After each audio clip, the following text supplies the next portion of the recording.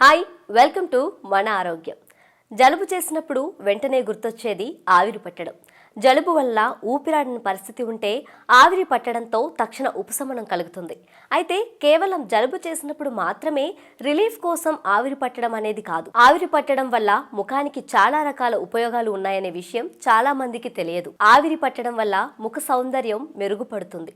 మనం రోజు ముఖానికి రాసుకునే క్రీములు, లోషన్లు, వాటిలో ఉండే రసాయనాల వలన చర్మానికి అందాల్సిన పోషకాలు అందకపోవడం మాత్రమే కాక ముఖం మీద మచ్చలు ఏర్పడతాయి.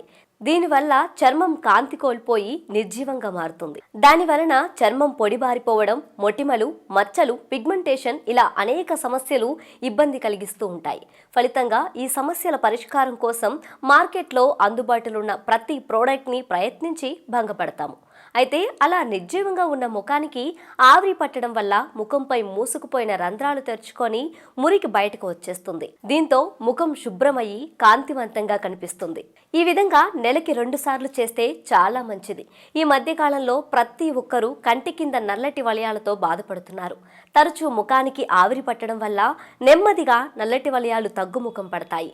ముఖానికి ఆవిరి పట్టే నీటిలో తులసి ఆకులతో పాటు చిటికెడు పసుపు కలిపి ఆవిరి పడితే మొటిమలు మటుమాయమవడమే కాకుండా చర్మానికి సహజసిద్ధమైన పోషకాలు లభించి ముఖం కాంతిమంతమవుతుంది. అలాగే 2 గ్లాసుల నీటిని వేడి చేసి అందులో టీ బ్యాగులను ఉంచి ఆవిరి పట్టుకుంటే ముఖం తాజాగా మెరిసిపోతుంది.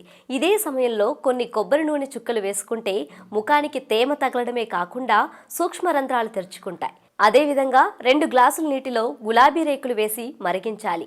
అనంతరం ఆ వాటర్తో ముఖానికి ఆవిరి పట్టిస్తే ముఖం కాంతివంతంగా మారుతుంది. ఆరోగ్యవంతమైన జీవితం కోసం మనం పాటించాలి కొన్ని నియమాలని.